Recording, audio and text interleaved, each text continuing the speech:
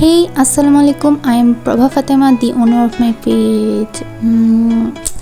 Let it go. আজকে আমি বানিয়ে দেখাবো কিভাবে গরুর মাংসের আচার বানাতে হয়। কালকে পোস্ট দেখে নিশ্চয়ই কিছুটা আন্দাজ করতে পেরেছিলেন। এই মাংসের আচার বাংলাদেশে একটি প্রাচীন ও ঐতিহ্যবাহী খাবার। এটি মাংস সংরক্ষণের একটি পদ্ধতি হিসেবে ব্যবহৃত হতো, যখন ফ্রিজ বা অন্যান্য আধুনিক সংরক্ষণ পদ্ধতি সহজলভ্য ছিল না। তাহলে চলুন আমরা আমাদের রেসিপিটি শুরু করি। এই আচার তৈরি করার জন্য আমাদের সলিড মাংস নিতে হবে। এরপর আমরা মাংসগুলোকে ছোট ছোট টুকরা করে কেটে ঠিক যেমনটি আমি আমার ভিডিওতে শো করেছি। একটি পাত্রে মাংসগুলো নিয়ে এতে হাফ টিস্পুন আদা বাটা, হাফ টিস্পুন রসুন বাটা, হাফ টিস্পুন থেকে একটু কম গরম মশলা বাটা, হাফ টিস্পুন জিরা গুঁড়া। আপনারা চাইলে জিরা গুঁড়ার পরিবর্তে জিরা বাটাও দিতে পারেন। এরপর আবার আমরা এতে সরিষার তেল, স্বাদ মতো লবণ, হাফ টিস্পুন হলুদ গুঁড়া, হাফ টিস্পুন ধনিয়া গুঁড়া, 2 টেবিল স্পুন মরিচের গুঁড়া দেব। আমাদের বাসায় সবাই ঝাল খেতে একটু বেশি পছন্দ করে বলে 2 টেবিল স্পুন মরিচের গুঁড়া দিয়েছি। আপনারা চাইলে ঝাল কম বেশি বুঝে দিতে পারেন। সব কিছু একসাথে দেওয়া হয়ে গেলে আমরা মাংস ভালোভাবে মাখিয়ে নিব। এরপর আমরা এতে পানি দিয়ে জাল মিডিয়াম টু হাই হিটে রেখে ঢাকনা দিয়ে ঢেকে দিব।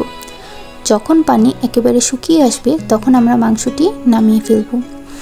এর মধ্যে আমি আবার মাঝে মাঝে ঢাকনাটা উঠিয়ে নেড়ে দিয়েছি যেন নিচে লেগে না যায়। এরপর আমরা 1.5 চামচ পাঁচফোড়ন এবং 4-5টা শুকনো মরিচ নিয়ে ভালোভাবে একটি তাওয়াতে টেলে নিব। টেলে নেওয়া হয়ে গেলে আমরা এটি একটি ব্লেন্ডারে ভালোভাবে ব্লেন্ড করে নিব। আপনারা চাইলে এটি পাটাতেও গুঁড়া করতে পারেন। এরপর আমরা একটি কড়াইয়ে 200 মিলিলিটার সরিষার তেল দিয়ে ভালোভাবে গরম করে নিব।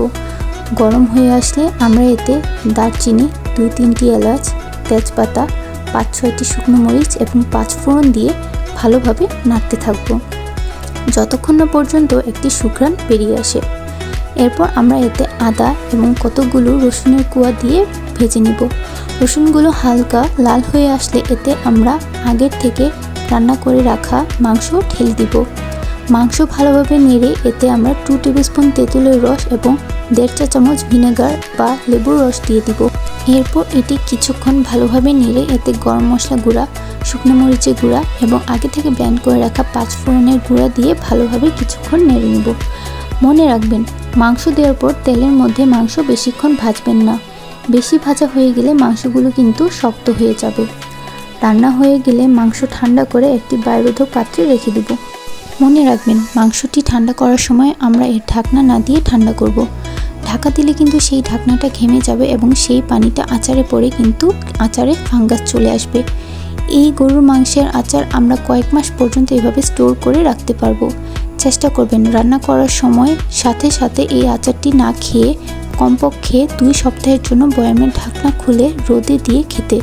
এতে অন্তত 6 মাস আচারটা ভালো থাকবে। যারা হোস্টেলে থাকেন তাদের জন্য এই রেসিপিটি একদম পারফেক্ট।